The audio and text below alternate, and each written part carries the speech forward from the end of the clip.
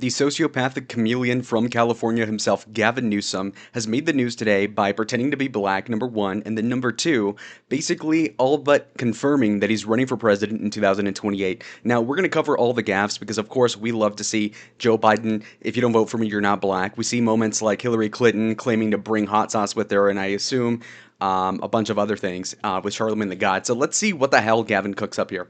Now, this first clip is a doozy for starters. And secondly, I gotta tell you that the shirt's really fighting for its freedom here. It's kind of like the Venom symbiote. Oh my God, But okay. also, it was also about paying the bills, man. And it was just like hustling.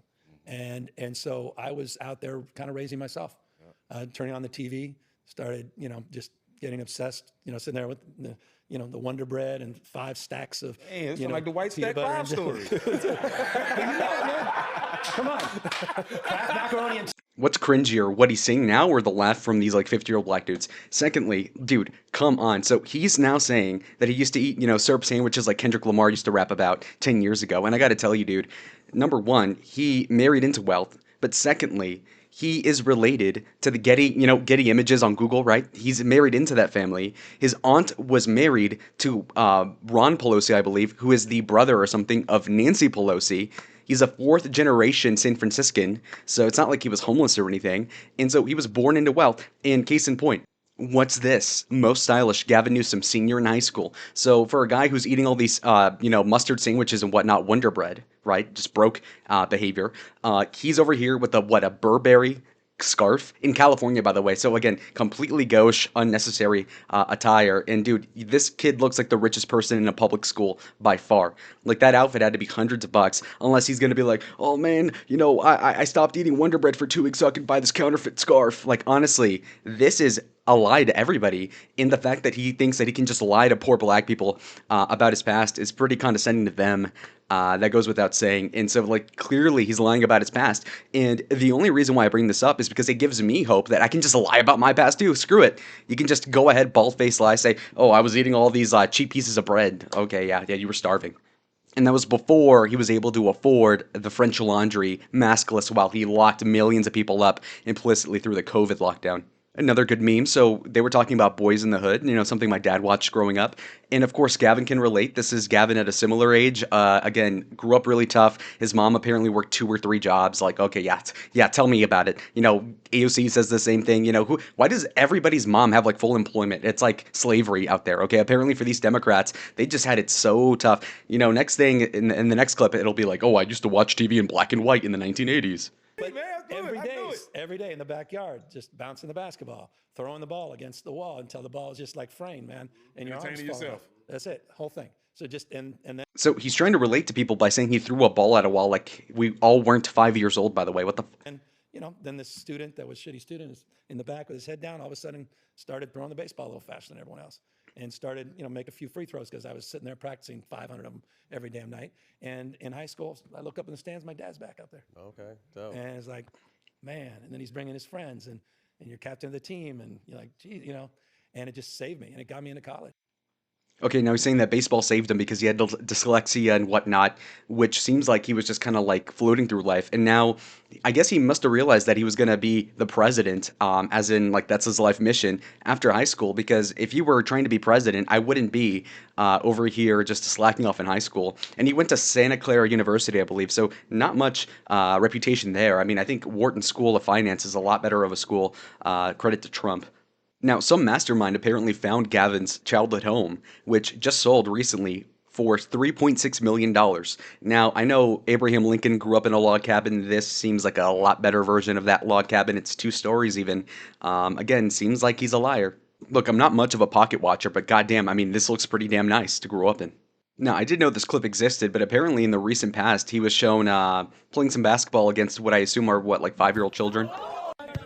Trip to China. Let's see. He's got hoops. He claims captain of the team. Come on.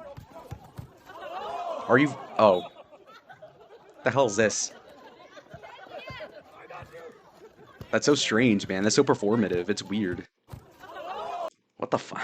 Now, here in this strange portion of the video, this guy brings up the OG of Gavin Newsom, which apparently is Willie Brown, known for putting his brown willie in Kamala Harris and getting it slurped. Anyway. Great shooter named YG. Let's get to your OG, Willie Brown. Ooh. You said, I'm standing here because of Willie Brown.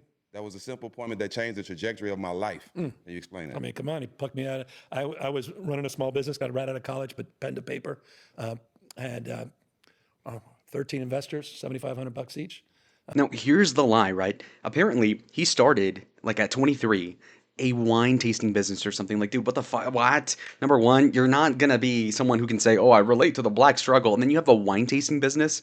Like, even the 35-year-old man doing that is kind of weird. Like, you seem gay, right? I know it's Southern California. There's a wine tasting culture. I love it, whatever. But come on, 23, and that's the first thing you're doing. Seems like he's got somebody in the Getty family, the Pelosi family, some 50-year-old, some Yenta or whatever, who's like, "Oh, Gavin, you do the great." Like, what the hell is this? Opened a little business with a part-time employee, Pat Kelly, who just passed away. She was with us for almost 30 years. Rest in peace. And just was grinding, happy, but complaining about doing business in San Francisco. And I was in the newspaper saying, the hell's going on? This new mayor, Willie Brown, he ain't done shit for small business. It's bullshit. And then I get a phone call. It says, the mayor would like to have you down to City Hall. Mr. Brown would like to City Hall. He would like to appoint you to the film commission. I'm like, damn, How old are you film at commission. how old are you at this time? Early 20s? 25, 26. Yeah. And I'm like, I've died and gone to heaven. Got my little business, and I'm going to be in the film commission. I love movies. Get down there to get sworn in, about 50 people. He's sworn in a bunch of commissioners, and he goes, and Gavin Newsom, the new chair of the Parking and Traffic Commission. And I'm like, Wait, we're missing a lot of parts to the plot here. So you get plucked out by this guy after you insult him or whatever, and then he appoints you to something. Why? Doesn't he hate you? Or is it that your family had a lot of connections and he's like, oh, I should get on his good side? what the hell just happened? I had no idea what chair even meant. Like the president of Parking and Traffic, a real job.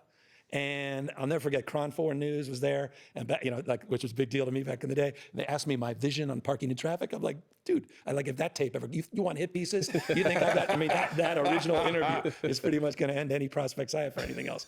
And inspiration, desperation, man. I'm sitting there, I'm chairing it, and 9 months later, there's a vacancy on our county board of supervisors. And for whatever reason, tag, I was it, and just that's why I'm here.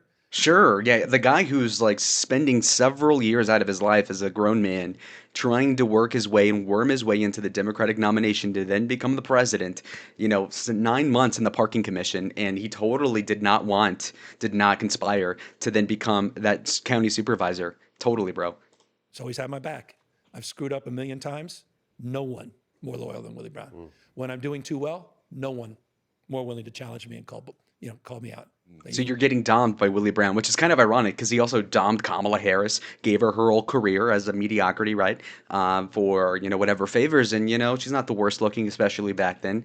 Don't hate the player, hate the game. But Willie also kind of does this in a platonic way, I'm assuming, with Gavin Newsom. Doms him to this day. Willie Brown has no clout. And nowadays, right? He's like 90 years old or something, and now Gavin has to listen to this guy. And all that. It's important too. Very important. And he's 90 years young. How did I guess that? And it's just they don't make it like him anymore. And the coin of the realm is just relationships, trust, truth. He was a social. I know I'm commentating a lot, but come on. So Gavin is the type that's like, oh, we're pro-trans, we're pro-gay. And then he's like, they don't make him like this 90-year-old man anymore. Trustworthy, strong, honest. Well, isn't that what you're running against, you idiot? Does he not realize that? Justice warrior, racial justice warrior, economic justice warrior. His values were there, but he was a practitioner. He's a practitioner. Man, he makes things happen. And and I'll just end on that. What he taught me more than anything else besides loyalty and relationships is get shit done, man. It's not about talking about things. You're not here to make a point. You got to make a goddamn difference. And so It's like the last person I want to hear that from is Gavin frickin' Newsom. Yeah, do something and don't talk. His only talent is talking and like BSing his way out of like the political equivalent of a DUI with every dumb thing he does in California. Hence why so many people are leaving that state, right? And come on, this guy out of all people. taking that entrepreneurial mindset that I had. Yo, can you leave your hands alone? Like, I know that, gay people tend to move there, and I know he's not Obama level, but Jesus Christ, like, can you put them down? It's getting bad. Like, here's some mariachi, Jesus. I've had the privilege of opening 20 small businesses, restaurants, hotels, wineries. At peak, we had about 1,000 employees. And I don't say that to impress you, but to impress upon your passion for entrepreneurialism. Right. But taking that entrepreneurial mindset to the work of governing And that's Who been has 20 small businesses? Wouldn't you rather have like three big ones? It seems like they're all boutique things. You know, like how rich guys get their wife like hair salons that like lose money, but they want to keep them busy. Seems like that's what the aunties in the Pelosi family are doing for Gav. a sweet spot for me in all the work I've done. And Willie Brown was the one just that created that platform and that opportunity. And so I'm humbled by that. I have grace and humility that I didn't get here, quote unquote, on my own. But I had to do, once that door's open, you gotta perform. And he's just always been there to help guide. And Kamala was blessed in so many ways. We grew up together. I mean, when What? Dude, the lore keeps getting better. It's like the fan fiction he's building in his head is yeah, wow. had Kamala here. I got sworn in as mayor. Kamala and I walked across the street. She was at my swearing in and walked right across the street, swearing her in for district attorney. And I mean, our relationship goes back decades. And Willie Brown was that constant for both of us. And we're just really blessed. So I was totally right about this whole Willie Brown being their daddy. Interesting. Honestly, I want to interview Willie before he passes because he seems to know a lot, honestly. But this whole Kamala angle is quite interesting because they're presumably both going to run for president in 28, and they got to ice each other out. And also, the reason why I bring up that he's really openly now saying like, "Oh, I might run in 28," is because he's trying to get the donors in California mostly, right? The plurality of the money in the party comes from California.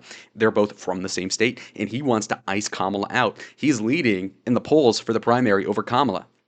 But Kamala obviously has nothing better to do than to obviously run for president. So then at that point, it's awkward because it's either you're supporting the former nominee from California as a millionaire from California, or you're supporting the other guy who's the governor of California, and again, the same state. All incestuous, though they don't look alike. And I got to say, I want to see this play out. I want both of them to run. I think Kamala would be a weaker candidate. Comment down below if you think Gavin or Kamala would be a better opponent for, let's say, GD Vance in 28. Okay, final clip. This is the actual musing of the run. There you go. That may be more lucrative, actually, based on this conversation. We ride in 2028, baby. We riding. But one thing I think you've done, which is kind of taken the world by storm, is really gone hard on social media. Since June, you've gained 2 million followers on TikTok, 2 million followers on or over 2 million followers on Instagram, 2+ on X. Why did you feel it was so important to kind of start tapping in? Because I think this last election is when people kind of started thinking outside the box and understanding Bro, I feel like my IQ points are going down listening to this the power guy. of social media, but then also situations like this. I mean, high-paid media, and there's the Foxes and the CNNs and all that other Can you shit. make your fucking But people point? started realizing the importance of sitting down and connecting to the communities that these shows hold, but then also the power of social media. And we got our ass kicked in the last election. We did. Just, you can't sugarcoat it. We did. Yep. Okay, period. Full stop.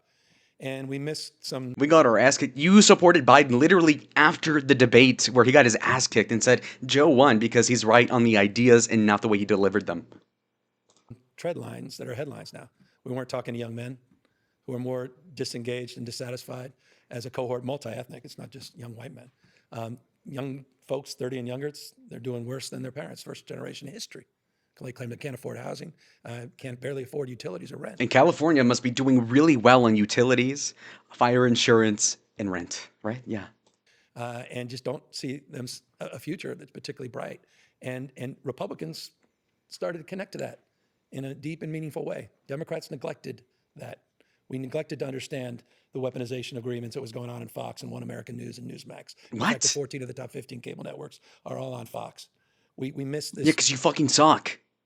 Now he's saying it, he's doing like how the right wing's like, oh, it's the Jews. This guy's doing like, it's the Fox News. Like, really, bro? Come What's on. happening with you guys and where you guys are starting. Yeah, no, what is it? One America News Network and Steve Bannon and Fox News really got the frat guys to vote Trump. No, they did not. Organize and having authentic two-way conversations. And as a consequence, we got, again, our ass kicked. And so I've been trying to sort of reconcile that myself. And I've been going through an iterative process. That's why I started the podcast with Marshawn, created this new podcast, why I started going on Fox, why I got involved in debates with other governors like Ron DeSantis. And that's why, to your question on the social media side, that I've radically changed my approach to communicating in that respect. But I'll tell you, nothing created more clarity than what happened here in LA. When Donald Trump federalized 4,000 Are you going to get to the answer? National Guard, where he sent the United States military, not overseas. He never sent the military overseas in his first term. He still hasn't done it in his second. He sent them to the second largest city in the United States of America. 700 active Suffer, Gavin. to your city. here in LA. And it just required a different level of communication and clarity. And so once a mind is stretched, never goes back to its original form. We said, everything we're doing is not working. This sort of chasing this, they're shape-shifting the narrative. We're constantly responding to it. Bro, what did he get all of his like mannerisms from his mother? What the hell is we're chasing, we're scaring, bro, what? God. Honestly, if he didn't have an affair with his best friend's wife, I would assume he's gay and in the closet, and he might still be. But geez. Okay, I know I keep playing more of this, but it just keeps on getting good. All right, so apparently he goes for a one-liner. I think this is freestyled because it's kind of cringy. We've got to show up, and you can't give in, man. You can lose this country. No bullshit. It's not the rule of law anymore. It's the rule of Don. Right. He don't give a shit about the law. I mean, he's already Whoa, buddy, replay that. Oh my God. show up, and you can't give in, man. You can lose this country. No bullshit. It's not the rule of law anymore. It's the rule of Don. Right. And they all clapped the rule of Dawn.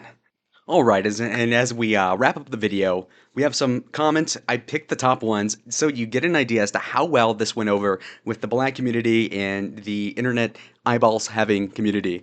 Apparently, this person says, Wonder Bread and mac and cheese? That man is old enough for government cheese and fried bologna if he was really struggling like that. Can't even pretend to be broke.